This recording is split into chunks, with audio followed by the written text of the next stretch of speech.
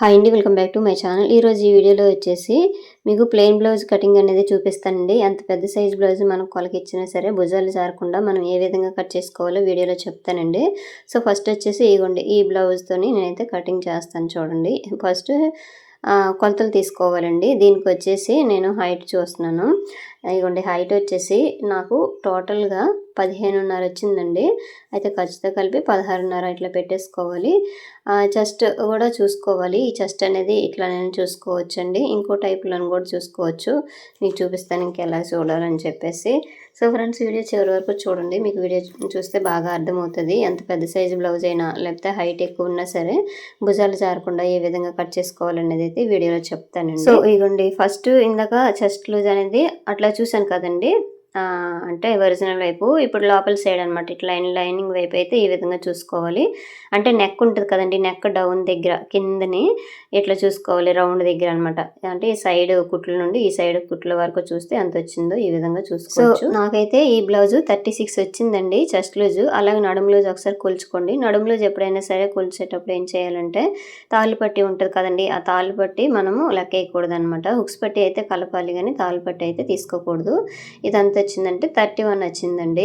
ఇక చూసారు కదా ఈ విధంగా అనమాట. 31 వచ్చింది అంటే నడుము లూజు 31, చెస్ట్ లూజ్ వచ్చేసి 36. అలాగే హైట్ ఒకసారి చూసుకుంటున్నాను. హైట్ కూడా ఎంత వచ్చిందని చూసుకోండి ఈ విధంగా అనమాట. నార్మల్గా అయితే 15.5 ఉందండి ఈ బ్లౌజ్ హైట్. సో ఈ హైట్కి మనం ఖర్చు అనేది యాడ్ చేసుకొని కటింగ్ చేసేటప్పుడు మనం యాడ్ చేసుకోవడమే. ఇప్పుడు మీకు కటింగ్ చేసి చూపిస్తానండి. ఈ భుజాలు జారకుండా ఇప్పుడు చూసారు కదా నెక్ బ్లౌజ్ అనేది ఎంత హైట్ ఉందో, ఇలాంటప్పుడు కూడా బ్లౌజ్ అనేది భుజాలు జారకుండా ఉండాలంటే మనం ఏ విధంగా కట్ చేసుకోవాలి వీడియోలో చెప్తాను. సో ఫస్ట్ వచ్చేసి బ్లౌజ్ అనేది మన వైపు ఫోల్డింగ్ ఉంచేటట్టుగా వేసేసుకోండి. ఓపెన్స్ ఎదురుగా పెట్టేసుకోండి. కిందనే ఒక లైన్ గీసేసుకోండి ఖర్చుతో అనమాట. అయితే ఇప్పుడు ఖర్చుతో కలిపి అయితే నేను మార్కింగ్ అనేది చేస్తున్నాను. నార్మల్గా అయితే 15.5 రావాలి. కుట్టేశాక మనం ఖర్చు అనేది యాడ్ చేసుకోవాలన్నమాట. ఈ ఖర్చుతో కలిపి ఇట్లా యాడ్ చేసుకొని ఇప్పుడు బ్యాక్ పార్ట్ అయితే ఫస్ట్ కట్ చేస్తున్నానండి. చూడండి ఇట్లా లైన్ గీసేసుకోండి, ఖర్చు కూడా యాడ్ చేసుకోండి ఇందులోనే. తర్వాత వచ్చేసి ఇప్పుడు 36 కదా చెస్ట్ అనేది, 36/4 అంటే 9 ఇంచెస్కి ఇట్లా మార్క్ చేసుకోండి మిడిల్లోనమాట. నెక్స్ట్ వచ్చేసి ఇక్కడ నడుము అనమాట. నడుము ఎంత కావాలంటే ఇప్పుడు మనకి 31 ఉందనుకోండి, 31ని 4 ఫోల్డింగ్లు చేసేసి మనకి ఎంత వస్తుందో అట్లా మార్కింగ్ అనేది చేసేసుకోండి. మీకైనా సరే సేమ్ ఇంతేనండి. ఒకళ్ళ నడుము లూజు ఎక్కువ ఉందనుకోండి, దాన్ని ఎంత వచ్చిందో దాన్ని 4 ఫోల్డింగ్లు చేసి అంటే నడుము లూజు /4 చేస్తే ఒకవైపు ఎంత వస్తుందో అట్లా మార్క్ చేసుకోండి. డాట్స్కి 1 ఇంచ్ పెట్టాను, ఖర్చుకేమొచ్చి 2 ఇంచెస్ మన ఇష్టము. నేను కొంచెం తగ్గించేసాను ఖర్చు అనేది, 1.5 పెట్టాను అనమాట. ప్లెయిన్ బ్లౌజే కదా అందుకోసము. సో నెక్స్ట్ వచ్చేసి ఇప్పుడు బ్లౌజు నడుము చూసేసుకోండి ఈ విధంగా అనమాట. కింద ఖర్చు ఉంది కదా, ఈ ఖర్చు దగ్గర నుండి ఇట్లా చూసుకున్నారనుకోండి. ఇప్పుడు నడుము మనం మార్కింగ్ చేసాక ఆటోమేటిక్గా మనకి బ్యాక్ డీప్ అనేది తెలిసిపోద్ది అనమాట. ఇట్లా ఈ బ్యాక్ డీప్ వచ్చేసి 11.5 ఇంచీలు వచ్చిందండి. అందుకోసం భుజాలు అనేవి జారిపోకుండా ఉండాలంటే ఇక్కడ 2 ఇంచీలు అనేది పెట్టేసుకోండి. అంటే పెద్ద సైజు బ్లౌజ్ కాబట్టి 2 ఇంచీలు ఇట్లా పెట్టేసుకుంటే సరిపోతుంది. ఇంకా చిన్న సైజు నెక్ అనేది కిందకు ఉందనుకోండి, 1.5 పావుతక్కువ 2 పెట్టాలి. సో పైన అయితే 2 ఇంచీలు పెట్టాను కదండి, కింద అయితే 2.5 పెట్టేసి నేను ఇట్లా రౌండ్ షేప్ అనేది ఇచ్చేసాను.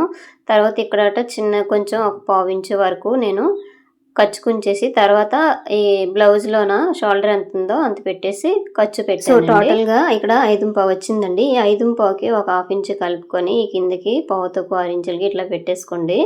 ఎందుకంటే రౌండ్ అనేది వీపు మీద నుండి వచ్చేయకుండా చంకలో నుండి రావాలంటే మనం ఒక 1/2 ఇంచు వరకు అయితే ఎక్కువ యాడ్ చేసుకొని ఇట్లా పెట్టేసుకోవాలండి. ఇంకా అందులోకి పెద్ద సైజ్ బ్లౌజ్ అయితే ఖచ్చితంగా ఇట్లా పెట్టాలి. ఇట్లా ఎల్ షేప్లో గీసేసాం కదా, ఈ కార్నర్లోన 1.5 ఇంచుకి ఇట్లా మార్క్ చేసేసి ఇలాగా ఫ్రీ హ్యాండ్తోని ఇట్లా కర్వ్ అనేది ఇచ్చేసుకోండి. మనం ఈ ఫ్రీ హ్యాండ్తోని ఇట్లా ఇవ్వకపోయినా సరే కర్వ్ స్కేల్ ఉంటుంది కదా, కర్వ్ స్కేల్తోనే చేసుకోవచ్చు. ఈ విధంగా ఇప్పుడు వీడియోలో చూపిస్తున్నట్టుగా ఇట్లానైనా మార్క్ చేసుకొని చూసుకోవచ్చు. అయితే ఒకసారి కొలుచుకోండి. కొలిస్తే ఎంత వచ్చిందంటే నాకైతే 8.5 ఇంచులు అయితే వచ్చింది. నార్మల్‌గా కావాల్సిందంతా ఇలా ఈ విధంగా చూసేసుకోండి. మనకు రావాల్సిందంతా ఆర్మ్ రౌండ్ అనేసి ఈ విధంగా చూసేసుకోండి. బ్యాక్ సైడ్ అనమాట ఇట్లా ఖర్చు దగ్గర నుంచి ఇట్లా ఈ సైడ్ ఫస్ట్ కుట్టు వరకు చూస్తే 8.5 ఇంచీలు వచ్చింది. అంటే నేను కొంచెం దింపేసుకున్నానండి ఒక పావు ఇంచు వరకు. దింపేసుకొని మళ్ళీ 1.25కి ఇట్లా మార్క్ చేసి ఇగోండి ఇప్పుడు కర్వ్ స్కేల్‌తోనైతే ఇట్లా మార్క్ చేసుకోండి. ఇప్పుడు రౌండ్ స్కేల్‌తోటైతే ఈ విధంగా ప్లేస్ చేసుకొని ఇట్లా రౌండ్‌గా వేసేసాక మళ్ళీ ఒకసారి కొలుచుకోండి ఎంత వచ్చిందని చెప్పేసి. ఇట్లా కొలిస్తే సరిపోయిందండి. ఇక చూసారు కదా చెస్ట్ లూజ్‌కి ఆర్మ్ లూజ్ అనేది మనం మ్యాచింగ్ అనేది ఈ విధంగా చేయాలి. లేదు చెస్ట్ లూజ్ ఆర్మ్ లూజ్ పైకి ఉంచేసి మన చెస్ట్ లూజ్‌నే ఎక్కువ పెట్టిస్తే మాత్రం సెట్ అవ్వదనమాట. సో కింద డాట్స్కి మార్క్ చేశాను. ఇలా క్రాస్గా కొంచెం మార్క్ చేసేసాను సైడ్ జాయింట్ వేసే దగ్గర. తర్వాత సేమ్ మనం మార్కింగ్ చేసే మీదే ఇలాగా కటింగ్ అనేది చేసేసుకోవడమే. సో చూసారు కదండి ఈ విధంగా అనమాట. బ్యాక్ పార్ట్ అయితే కటింగ్ అయిపోయిందండి. ఇప్పుడు ఫ్రంట్ పార్ట్ అక్కడక్కడ డాట్స్ పెట్టేసుకోండి మనం మార్కింగ్ చేసే దగ్గర. మనకి ఈజీగా ఉంటుంది అనమాట కుట్టేటప్పుడు. సో ఒకవైపు బ్యాక్ పార్ట్ తీసేసాం కదండి. రెండో సైడ్ ఆపోజిట్ సైడ్ హ్యాండ్స్ తీసేసుకోవాలి. హ్యాండ్స్ వచ్చేసి పైన 2 లేయర్స్కి వచ్చేసి నేను కొంచెం ఖర్చు పెట్టేటట్టుగా అదే మనకి జాయింట్ పడుతుంది కదండి, అది చంకలోకి వెళ్ళిపోయేటట్టుగా చూసుకున్నాను అనమాట. కొంచెం స్టిచ్చింగ్ అనేది తొందరగా అవుతుంది 4 జాయింట్లు వేసే కంటే. 2 జాయింట్లు వేసేసుకుంటే సరిపోద్ది. సో నెక్స్ట్ వచ్చేసి ఇగోండి బ్లౌజ్ తీసేసుకోండి. ఆది బ్లౌజ్ తీసేసుకొని హైట్ పెంచాలంటే ఇక్కడ నుంచి ఇట్లా పెంచేసుకోండి. మనకి పైపింగ్ వేయాలంటే ఒక 1/2 ఇంచు ఉంచేసుకోండి. నేనైతే ఇది హెమ్మింగ్ చేస్తానండి, అందుకోసం కిందన ఒక స్కేల్ అంత వెడల్పు అయితే ఉంచాను. తర్వాత బ్లౌజ్ని ఇట్లా ప్లేస్ చేసేసుకోండి. హ్యాండ్ అనమాట నీట్గా ఇట్లా ప్లేస్ చేసుకొని మార్కింగ్ చేసేసుకోండి. ఫస్ట్ ఈ విధంగా హ్యాండ్ లూజ్ తీసేసుకోండి. అలాగే చంక డౌన్ ఎంత ఉందో అంతవరకు అయితే మార్కింగ్ చేసేసుకోండి. ఈ విధంగా బ్లౌజ్ని ఇట్లా పెట్టేసుకొని ఎంత ఉందో అంతవరకు మార్క్ చేసుకొని ఒకసారి లైన్లు గీసేసుకోండి. మనకి రౌండ్ తిప్పే దగ్గర ఇవి సెట్ అవుతాయి అనమాట, అందుకోసము. సో ఎంత వచ్చిందో అలాగే ఇగోండి నేను హైట్ చూస్తున్నాను. హ్యాండ్ హైట్ వచ్చేసి 8.5 ఇంచులకి ఒక పావు ఇంచు యాడ్ చేశాను కదా, పావుతోపు 9 ఇంచులు అనమాట. సో చంక డౌన్ వచ్చేసి నార్మల్గా ఈ బ్లౌజ్ ప్రకారం అయితే 3.5 వచ్చింది. ఇలా క్రాస్గా 8.5కి ఇట్లా మార్క్ చేసేసుకోండి. ఆర్మ్ రౌండ్ అనేది 8.5 ఉంది కదా, అందుకోసం ఇది ఖర్చు అనమాట.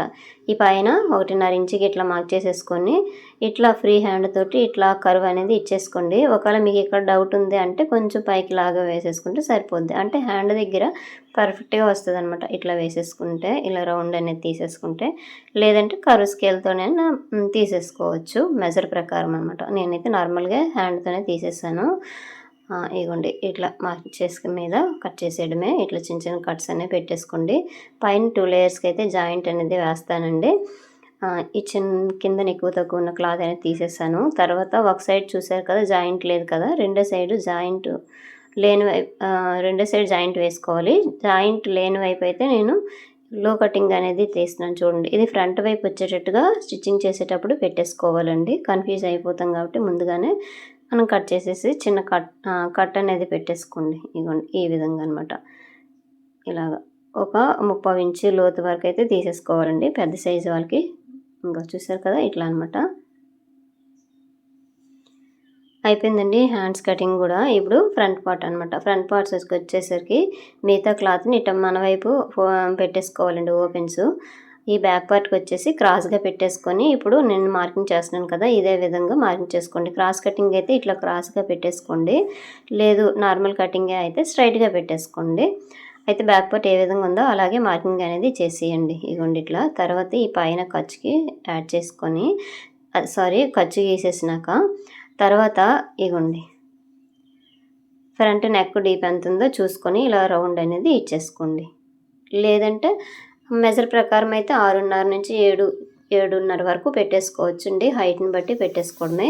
ఇక్కడ లో కటింగ్కి కొంచెం 1/2 ఇంచ్. సో ఫ్రంట్ వైపు అయితే లో కటింగ్ తీసేసాం కదండి. తర్వాత ఫ్రంట్ పార్ట్ హైట్ ఎంత ఉందో ఇట్లా చెక్ చేసుకోండి. డాట్ ఉంటుంది కదా, ఆ డాట్ని పట్టేసుకొని ఎంత ఉందో చెక్ చేసుకుంటే నాకైతే 13.5 ఇంచీలు అయితే వచ్చిందండి.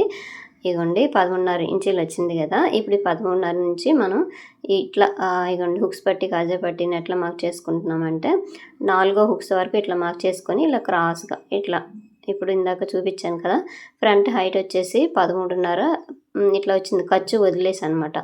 తర్వాత ఇక్కడ 2.5 మార్క్ చేసుకొని డాట్‌కి వెడల్పు మనకి ఎంత కావాలో అంత పెట్టేసుకోండి. అంటే ఆది బ్లౌజ్‌లోని చూసుకోండి డాట్ వెడల్పు ఎంతుందో దాన్ని బట్టి వెడల్పు అనేది మార్క్ చేసేసుకోండి. సో, ఫ్రంట్ పార్ట్ అయితే ఈ విధంగా మార్కింగ్ అనేది చేసేసుకోవాలండి. ఫ్రంట్ పార్ట్‌లో ఎప్పుడైనా సరే బ్లౌజ్ హైట్ ఎక్కువుంది అంటే ఫ్రంట్ పార్ట్ హైట్ ఎక్కువ రావాలా అనేసి ఏదైనా సరే వాళ్ళు ఇచ్చే బ్లౌజ్‌ని బట్టే ఆధారపడి ఉంటదండి. అంత పర్ఫెక్ట్‌గా ఉందంటే అది ఎలాగుందో అలా కట్ చేసేయండి. లేదు మెజర్‌మెంట్స్‌తో కట్ చేయాలంటే మాత్రము ఇప్పుడు హైట్ ఎంతున్నా సరే మనిషిని బట్టి ఫ్రంట్ అనేది సేమ్ అదే హైట్ వచ్చేస్తదండి. కుట్టేసరికి నార్మల్‌గా సెట్ అయిపోతదనమాట. మనం తక్కువ కుట్టామనుకోండి వాళ్ళకి సెట్ అవ్వదు. బ్లౌజ్ మనిషిని బట్టే మనం ఫ్రంట్ హైట్ చూసుకోవాలండి. సో, చూసారు కదండీ! ఇగోండి ఇంతేనండి వీడియో. వీడియో నచ్చితే లైక్ చేయండి, షేర్ చేయండి, సబ్స్క్రైబ్ చేయండి. మిగతా క్లాత్‌లోనే షేప్ బ్యాండ్‌లు తీసేయడమే. Thank you for watching.